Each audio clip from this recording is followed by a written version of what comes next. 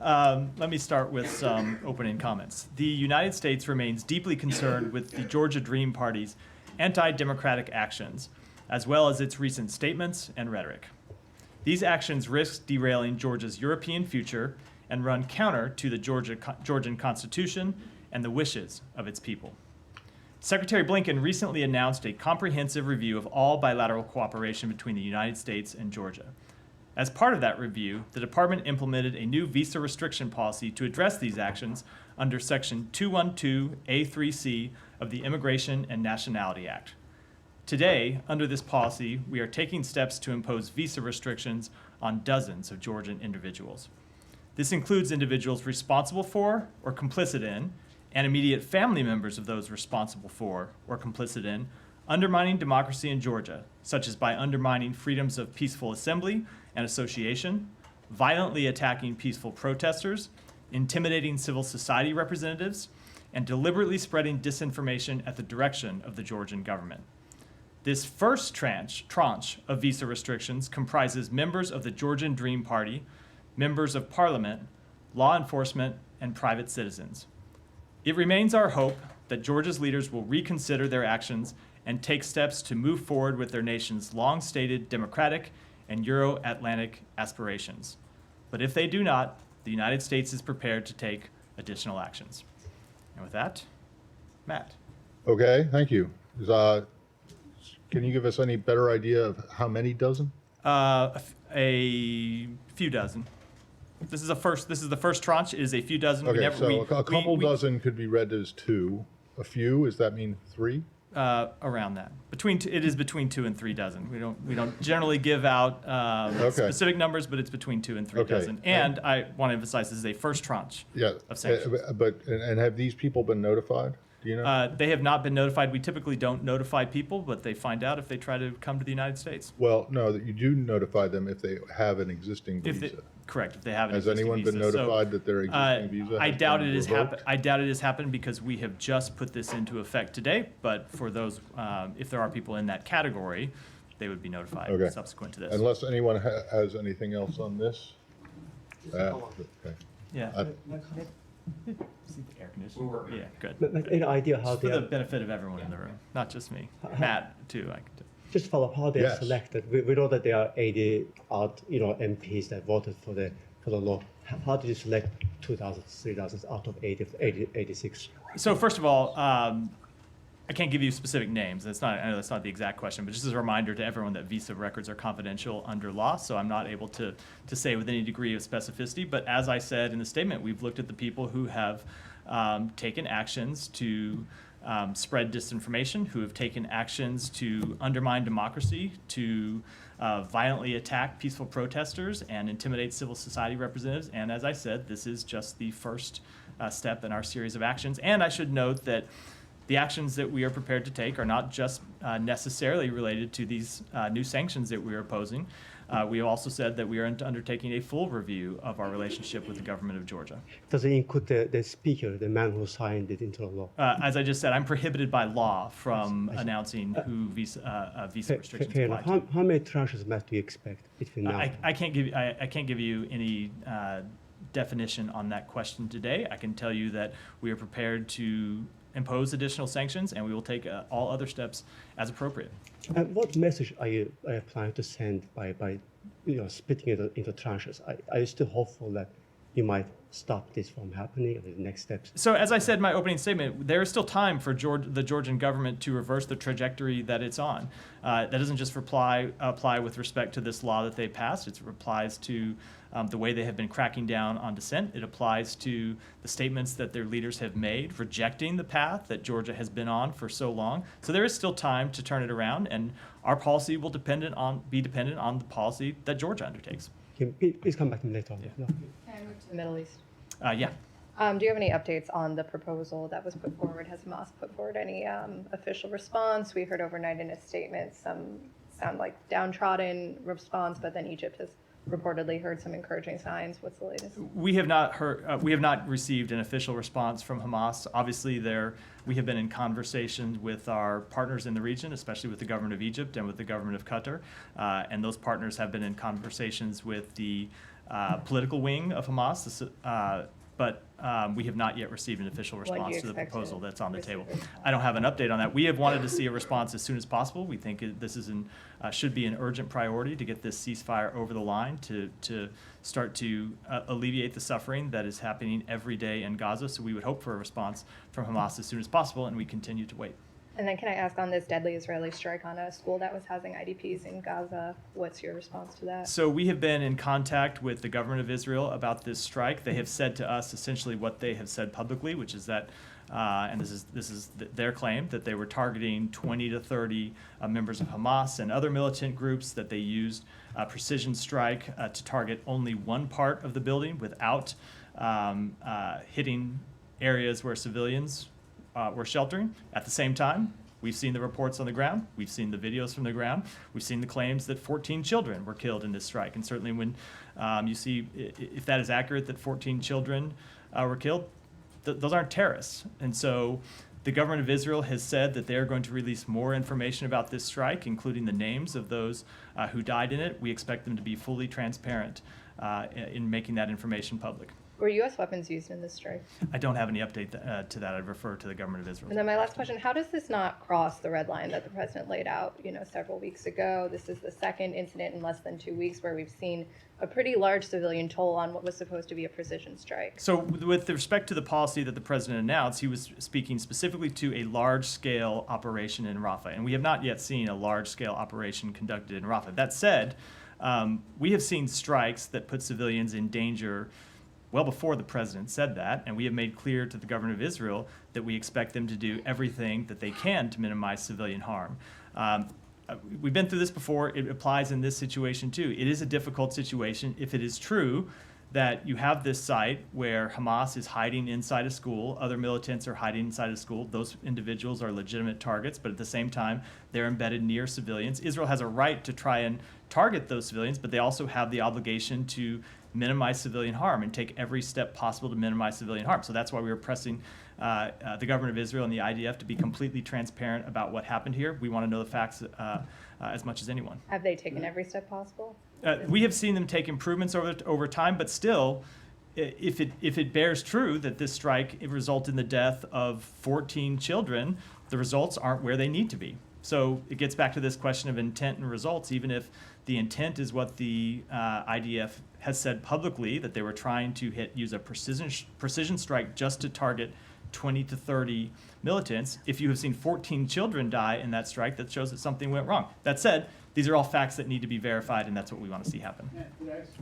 Go ahead, Simon. I'll come to you, Simon. To follow up on the broader issue of civilian harm, so we had this NSM process that came to an end, and you came to these specific conclusions that didn't lead to any impact on provision of arms to Israel. Now that kind of 90-day process with the NSM is finished, I guess there's an annual NSM requirement for you. But just to sort of be clear, as of now, what kind of are there any timelines you can give on when you're going to be able to make conclusions regarding Israel's conduct? Is there a date when all of these, or at least some of the assessments that you've been making since the beginning of the war might be completed and you can actually make a definitive? There's not a definitive date I can give you standing here today. I can tell you that there are a number of reviews going on of specific incidents, and those continue. As we said, or as the report said, the NSM 20 report that we released, it's often difficult to come to definitive conclusions in the middle of the war where we don't have access to information on the ground. Doesn't mean it's impossible. We look at it, we sort through it, we take all the information that we can and try to use that to make our best judgments, but it does make it difficult. So that said, we have a number of these reviews going on. We want to see them wrapped up as soon as they can, but they're difficult and time-consuming. You have to look at facts, and sometimes you have to make legal determinations as well that are informed by those facts, and that's what we continue to do. Will you make public the results of those reviews? It's hard for me to say what we will.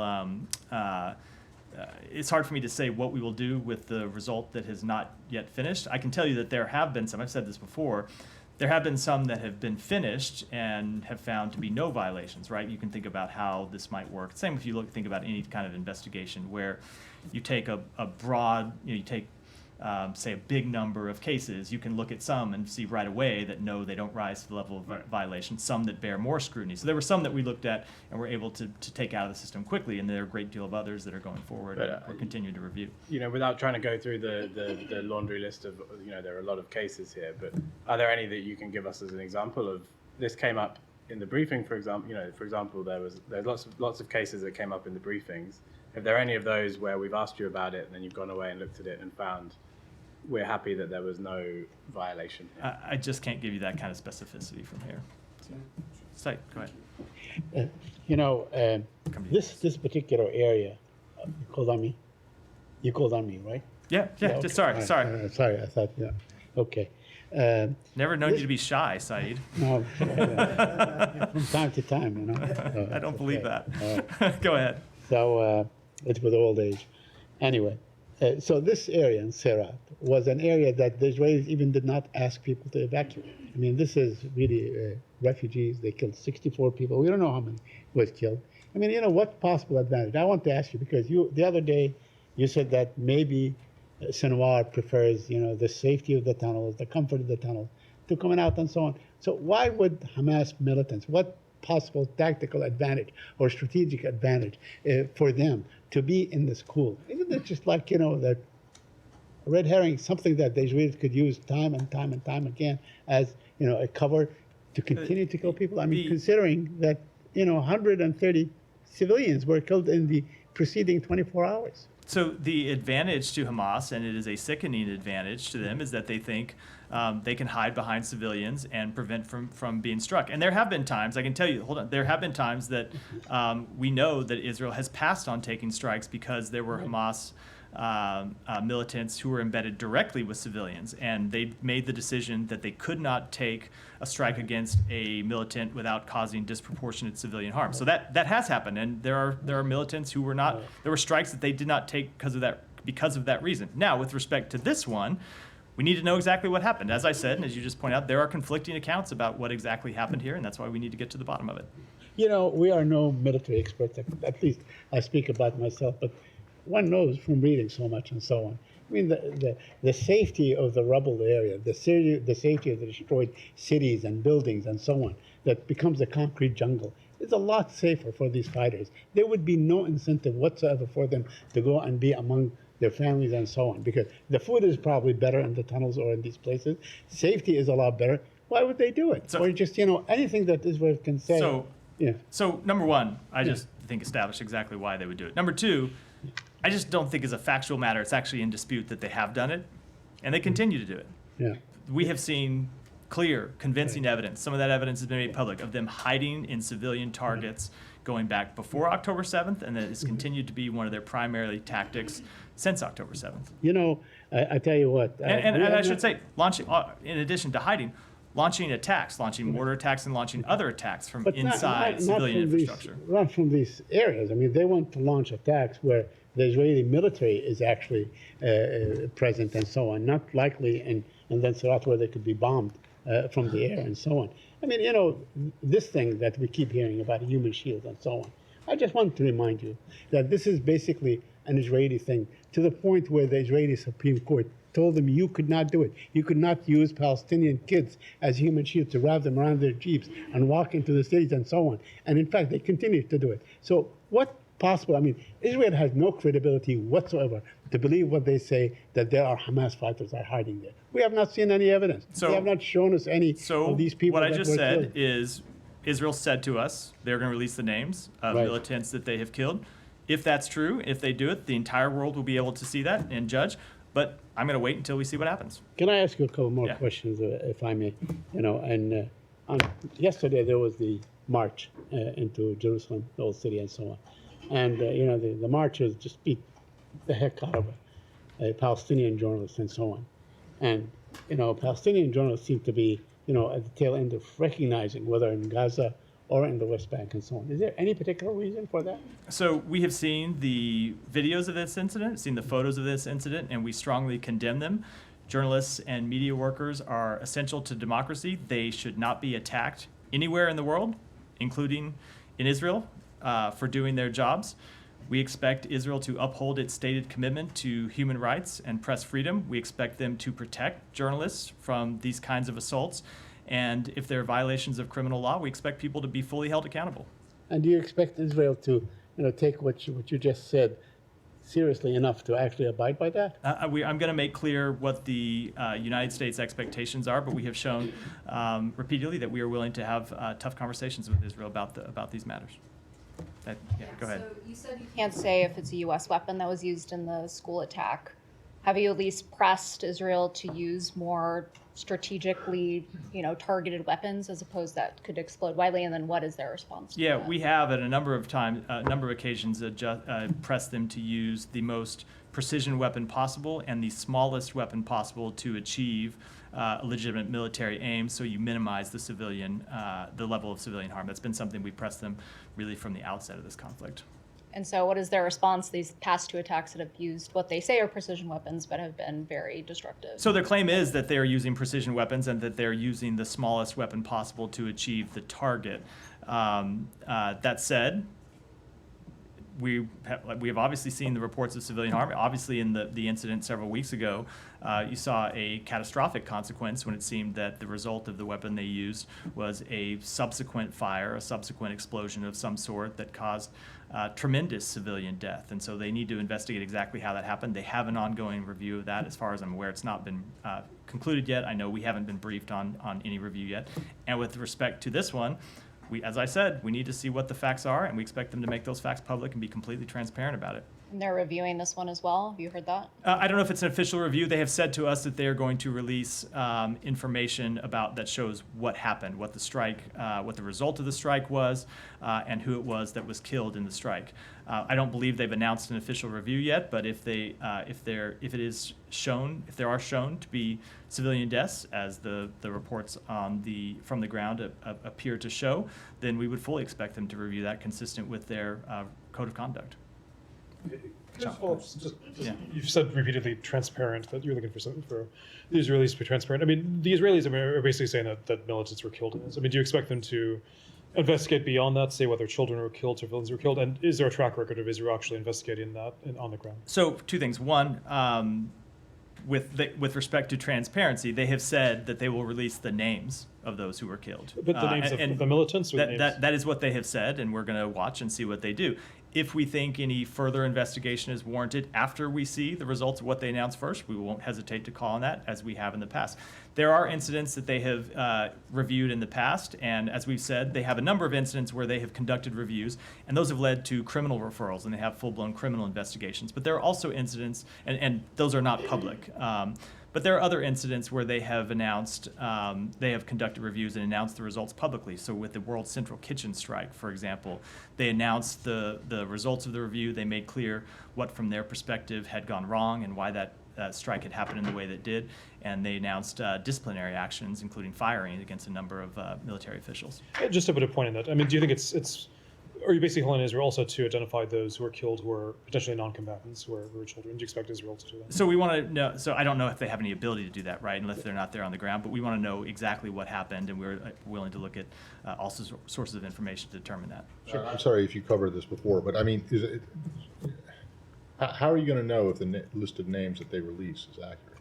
So we will. I don't want to prejudge. I could make up a bunch of names right now. And it is a good question. That doesn't necessarily mean that those were actually the people who were killed, or that they were militants. Yeah, it is a good question. We'll wait and see what it is they release, and if they release any information to back that up. It could be that they really, I don't want to speculate to what they could release to back that up, but we will wait and see what it looks like. All right, but if it turns out that they name these people and they are confirmed to have been militants, and you are able to, or there's some kind of confirmation that they are in fact the ones who were hit, is that enough for you, even if they don't go into any civilian? So we also want to see Whether they're identified No, by the Israelis or not, we it's clear that there were. well, we also want to see the civilian harm and look at what exactly happened and have a full understanding of Have that. the We've Israelis- seen the initial reports, but we want to fully All right. understand that. And then the Israelis should want to fully understand that too. They have said that they want to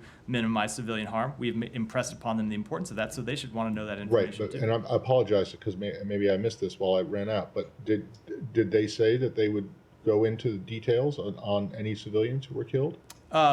They have made clear initially that they would release information about it. I don't have the full details about what they would say. So they've but we- essentially, but as far as what you understand, they've said that they will They are release gonna- the names of the militants. and other details. I don't know what those details will include because they haven't done that yet. Thanks. Yeah, go ahead. Thank you. I just wanted to follow up on what Simon was asking about the State Department's own internal assessments after the NSM had concluded. The Secretary said in one of his Hill testimonies a few weeks ago, I think it was Senate Appropriations, he was asked about states' own internal assessments about Israel's actions, and he was also asked if the State Department has the kind of resources that it needs to meet the objective of carrying out its own internal assessments. And the Secretary, sorry if my notes are a little bit rough here, but he had said, it's a very good question, and it's something we're looking at very hard, and that it's something that in order to do it in real time, the answer is probably no, and that it's an incredibly labor-intensive process. Yeah. He indicated that the State Department doesn't have the resources it needs to get this done quickly or efficiently. Can you just clarify if that's the case? Because Simon was asking about when we might get some kind of conclusions on some of these cases. It is the case that it is difficult to review the sheer number of incidents in real time and provide with definitive answers on all of them in any kind of compressed time frame. It is one of the challenges we face. If you just look at the sheer number of casualties in the war in Gaza and of course the sheer number of civilian casualties, there are a number of specific incidents that we have felt obligated to look at, and certainly we would welcome additional resources to that. We haven't made an official request to Congress yet. It's something that is the type of thing we go through in our usual budgeting process, but certainly we would welcome more resources to look at these issues. Can I just ask one on the Northern Front? There's reports that the Biden administration has cautioned Israel in recent weeks to keep the war with Lebanon or any escalation limited, and also warned about Iran intervening. Can you comment on that? So I'm not going to speak to private diplomatic conversations, but as I've said earlier in the week, we have been clear with the government of Israel since the immediate aftermath of October 7th that one of our top priorities as in this conflict was to see it not expand any further than it already has. And that remains the case, and that remains the subject of our diplomatic conversations, not just with Israel, but with other countries in the region.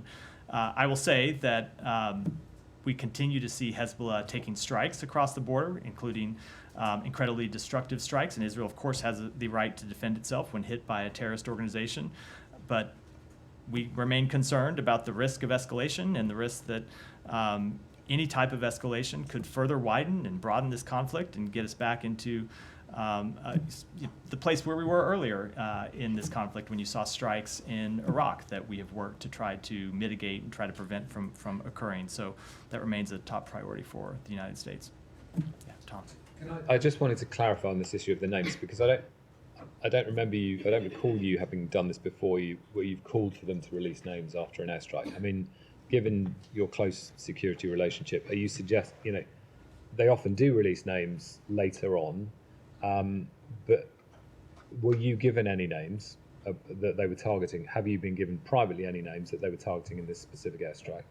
And if not, is that why you're calling for them to do so? No, not yet. Just to make it clear, they have said that they were going to release the names of the 20 to 30 militants. They told us there were 20 to 30 militants they were targeting. They're going to release the names of those. They believe that they've killed those militants. I think they want to show that they were actually killing militants, not civilians. That doesn't obviously obviate the chance that there might have also been civilians that were killed in this strike. But you're looking for a list of 20 to 30 names. That is what they have said they would provide. We militants. expect them to do that, as well as any other details that would shed light on this incident. But they volunteered that. You're not calling for it, are you? We have called for it to be released publicly, and as well as any other information that would. Before they said that they would do it, you asked them? We went to them and asked for more. So what happened? Let's be clear. This is what I said in response to the first questions. We went to them earlier today and asked for information about this strike. Not necessarily the names. No, we just asked for more information about what happened. They came back to us and said we were targeting 20 to 30 militants who are housed in one specific part of this building. We had been watching it for several days. We had been waiting for a moment when we could target just those 20 to 30 militants without harming civilians, and we found the ability to do so, and that's why we took this strike. They said to us, we will release the names of those 20 to 30 militants as well as other information. We said we think that's appropriate for you to do it. There ought to be full transparency, which is what we have called for in other cases. Now, let me make also clear, I can't validate any of this information on my own. This is what they have told us. We think they should make public any further details. So you're looking for a list of 20 to 30 names to be released, of militants to be released publicly. I'm looking for all the things I just outlined. outlined. That doesn't emerge if you don't have a list of 30 names? Let me just, as always, I don't want to deal with ifs and ifs. This is what they have said they would do. It's what we think is appropriate. We think they should make any other details that are relevant public as well. It should be full transparency about this. If further steps are necessary after that, we won't hesitate to call for them. If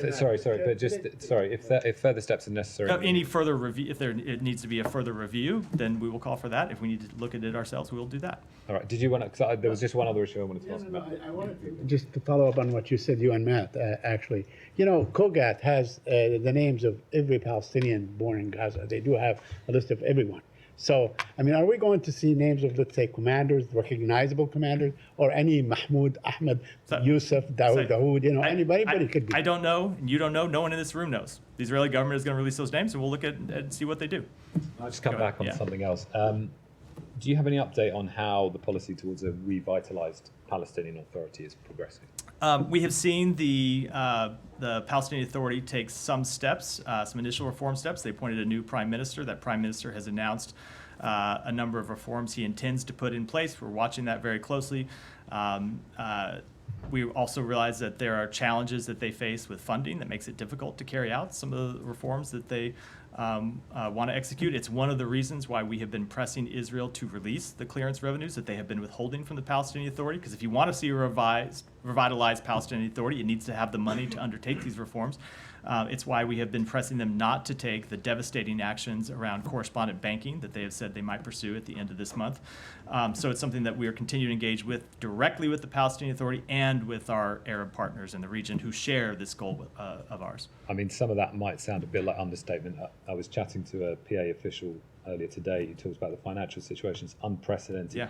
PA finances are on the brink of collapse. If nothing changes in a few weeks next month, there's no extra income. There will be no ability to pay public wages.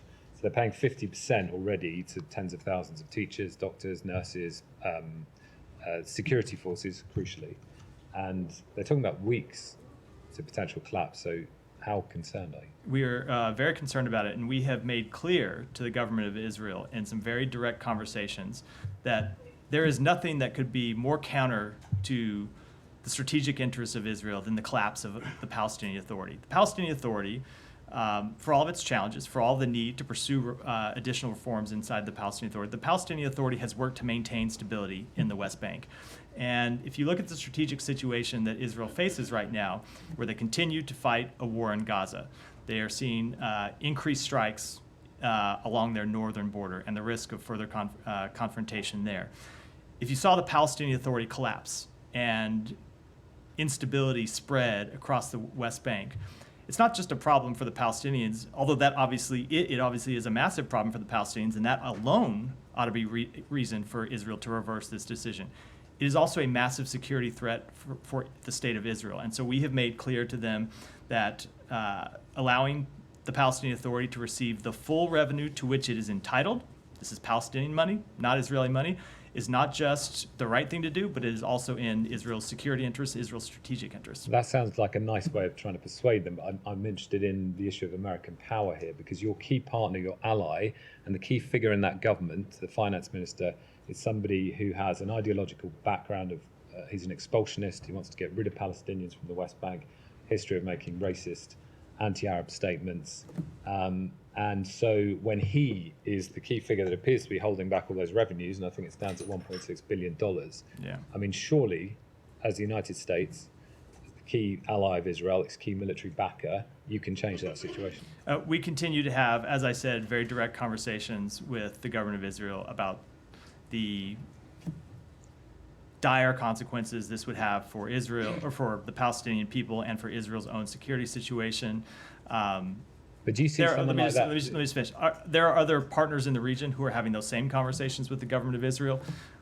We are not yet at the point where they have run out of money, so we continue to work on it, and I think I'll leave it at that. But do you see someone like that as a legitimate voice in this issue, who has, you know, a very key role? So we have made quite clear on a number of occasions that we disagree with the statements that particular minister has made. It's not just statements, it's Well, action. Tom, just let me finish. I was about to say that.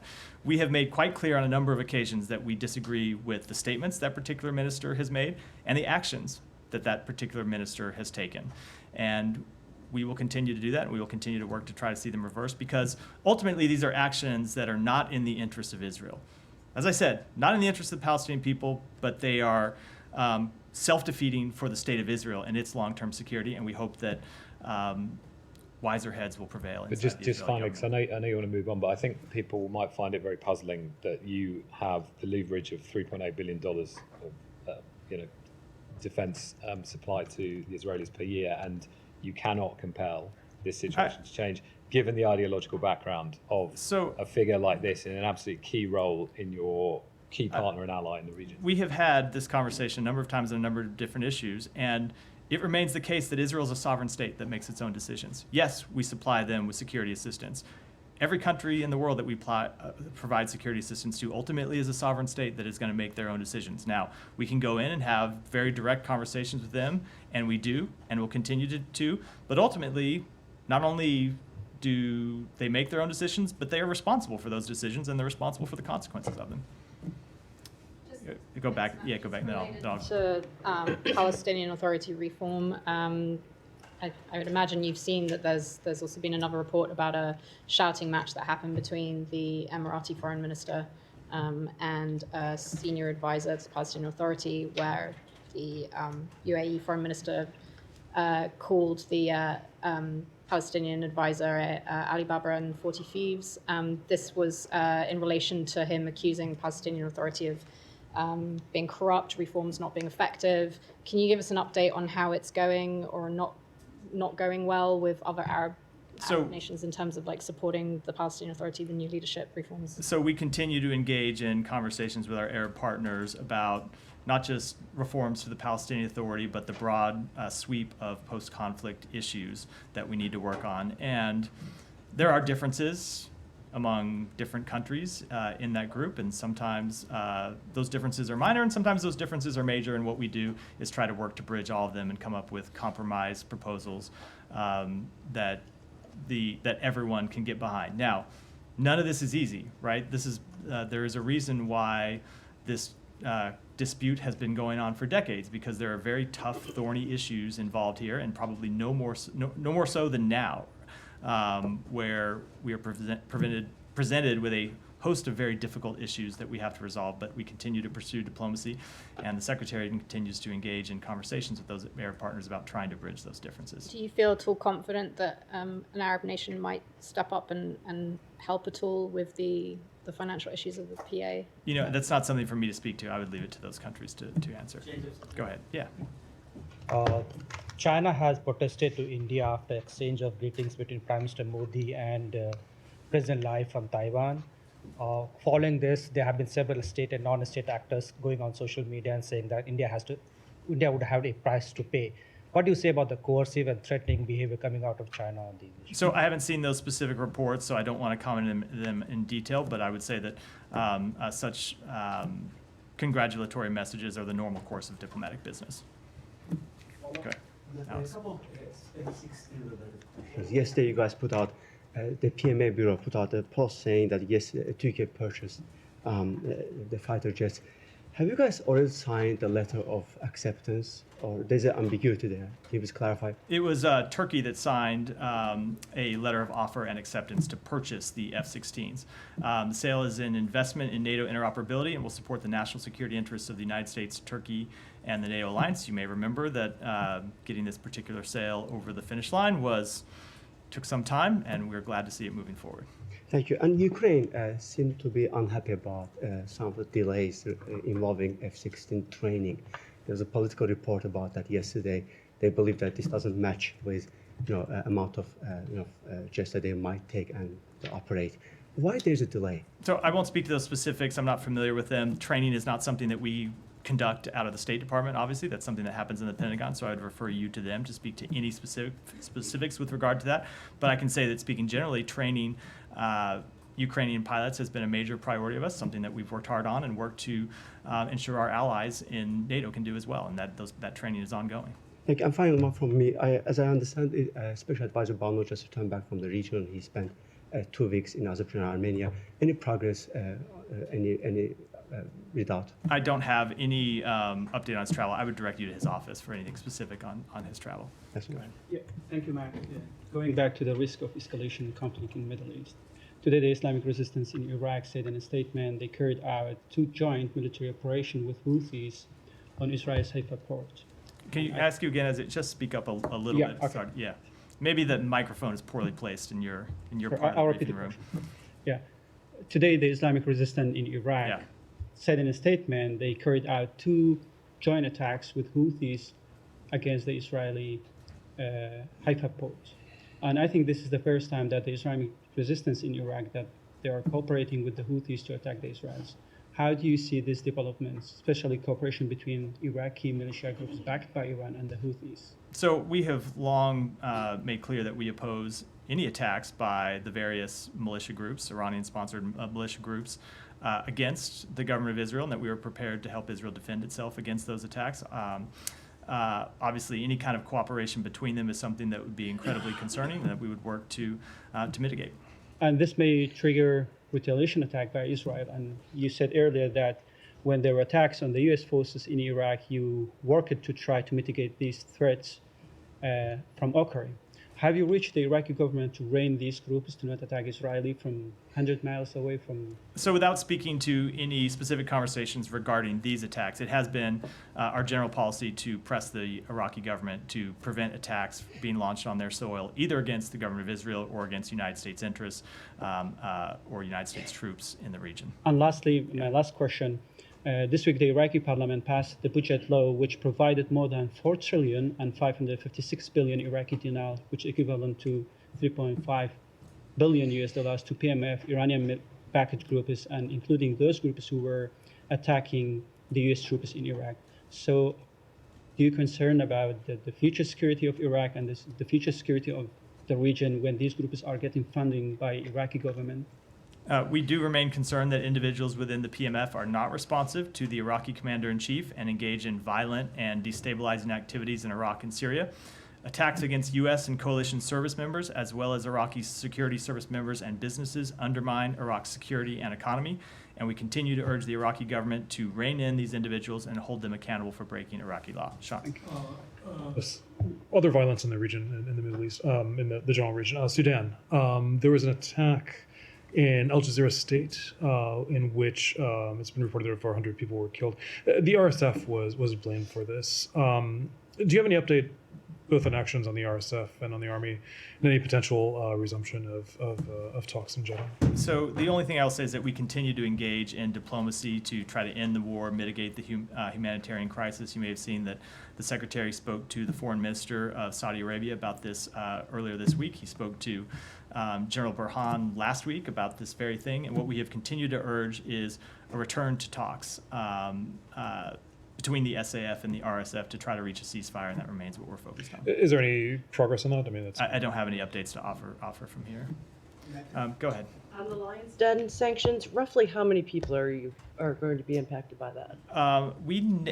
They are not people. It is an entity. I don't know how many people are members of that entity, but this is a sanction against an entity, not individuals. So do you think they have a lot of assets in the U.S. to seize? So usually the question is it's not just one of seizing assets. When we impose these kind of sanctions under this new executive order, and that we've imposed several already, it prohibits people from doing any business with U.S. persons, U.S. entities, or accessing the U.S. financial system. So it's not just about seizing assets, though clearly that is part of the potential accountability measures, but is to prevent them from taking any transactions that could run through the U.S. financial system. And I know you've probably looked at these before, and there are a great deal of transactions around the world that do interact with our financial system in one way or the other. My question is about the same subject. Go ahead. Sorry. Yeah. There's some groups like FDD have been saying that this group is not active anymore since last summer. And that it's unlikely that the group will resurge. That basically these sanctions have come too late. Do you have a comment on that? So the sanctions that we imposed were based on not just activities that this group took in 2022, but also that they took just earlier this year. So no, I would not agree with that. Go ahead. Thank you very much. On Wednesday, China, Russia, and Iran issued a joint statement on the Iranian nuclear deal, calling on Western countries to step up their actions and restore the agreement. Do you have any reaction to this statement? I don't have a specific reaction to that statement, but we continue to have grave concerns about about Iran's nuclear program, as we made clear at the IAEA just yesterday in voting for a resolution. We've seen the regime continue to amass a growing stockpile of highly enriched uranium for which there is no credible civilian purpose. And we look forward to working with our allies and partners on a broad, comprehensive strategy aimed at achieving a sustainable solution that includes Iran's full cooperation with the IAEA. And one more question on Georgia, on the sanctions. Can you please clarify what gives the United States the right to basically dictate the Georgian parliament what laws it should pass, what laws it should not pass? Can you imagine Georgia telling the U.S. Congress what laws it should pass, what laws it should not pass? So we are not dictating in any way to the governor of Georgia what laws it should pass. And in fact, if you look at where this law was inspired, I think it was from another country that has passed its own version of this law. It's Russia that passed this version of law, and clearly was the model for the law that Georgia has passed. So the basis of our action is we have seen Georgia crack down on its own people, crack down on democratic dissent, and take these actions that reverse the steps that it has been on towards the EU and towards further integration with the West. Now, Georgia can make its own decisions about how it wants to move forward. We can make our own decisions about how we want to move forward, but we are not going to continue to allow people to come into the United States. We are not going to continue to we will continue to review the financial assistance that we give to Georgia, and that all is potentially at jeopardy if Georgia is not pursuing policies that are in line with the interests and values we have seen it expressed here today. Go ahead. Thanks, Ashley. And then Brian, and then we'll wrap. Were Prime Minister Netanyahu to come to the U.S., would Secretary Blinken meet with him? So I heard an if at the beginning of that question. I don't use. Well, as expected. He said if he comes. He said were. Were. Fair. He said were Prime Minister Netanyahu. It is another intro to a hypothetical question that I typically decline to answer. He has not announced a visit, and certainly I'm not going to announce meetings for visits that are not yet on the books. Okay. And what's the administration's reaction to China not participating in the Ukraine Peace Summit? So we certainly would encourage China to participate in that summit. They have attended previous versions of the summit. We thought that their presence was helpful. We think their presence would be helpful here, but I actually think there are other actions that China could take that would be even more helpful, and that would be cracking down on the companies that continue to help reconstitute Russia's defense industrial base. And finally, what does the 80th anniversary of D-Day mean for today's global challenges? So you heard the president speak to this earlier. You saw this, you may have seen the secretary speak to this in a couple of TV interviews he did. When you look at the the alliance that the United States was part of in D-Day to stand up to tyranny and help push back tyranny when tyranny was on the march across Europe.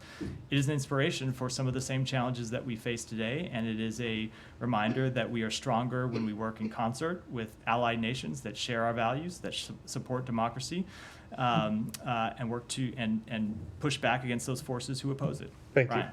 Thanks, Matt. So the Israeli ambassador to the United Nations has said that Israel is now going to oppose the resolution that the United States is putting forward to push forward the Israeli ceasefire plan.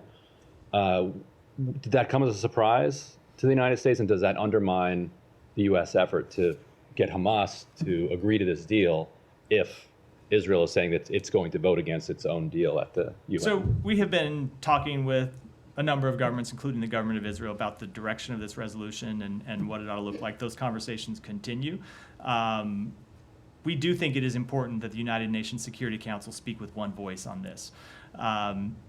We have this rare opportunity where we have a chance to reach an immediate ceasefire that ultimately could lead to an end to this war. And so we want to see the Security Council act. We want to see it act as soon as possible. Now, the way this process works is that you often have to engage in diplomacy with members of the Security Council and sometimes with members off the Security Council to help get a resolution like this over the line. That's what we continue to do. One quick. Really, really brief Yeah. ones that you're probably able to answer in several words. One, just on that last question, I was under the impression this was a Security Council resolution. It is. It's not a General Assembly resolution. Correct. Which And means that I know Israel the does not get to vote. Correct. They don't have a vote. Correct. So why, I'm not sure why did you answer the question? Because we are talking to Israel about this No, I resolution. understand we're that, talking but to I mean- other members off the Security Council. But they don't about it get as a well. vote because they're not in the council. Okay, secondly, do you have anything new on the Beirut embassy? Sorry if you did this while I was out.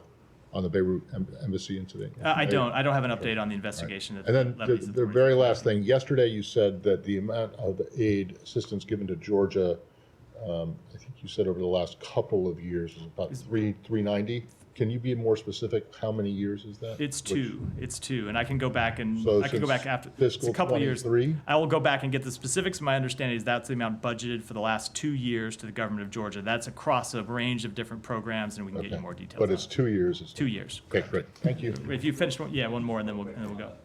Human Rights Watch report on white phosphorus. We've seen tons of reports now about the use of white phosphorus by the IDF. 17 municipalities across southern Lebanon since October, according to HRW. So does the U.S. have any policy that with regard to the use of white phosphorus? So setting aside whether or not these individual incidents occurred. Yeah. So white phosphorus is something that's commonly used in military operations to produce smoke, to obscure ground forces, mark locations, or provide illumination. And just the usage by itself is not something that's prohibited under international humanitarian law. But as with any type of military operation, civilians can't be targeted. If white phosphorus is used, precautions have to be taken to minimize harm to civilians, and it's incumbent on countries to use white phosphorus in ways that are consistent with international humanitarian law. Are these incidents concerning that Human Rights Watch is saying that they were outside the bounds of? So I've seen the reports, described? but that is the type of thing that we'd have to take a look at and assess before commenting in detail. With that, we'll wrap for today.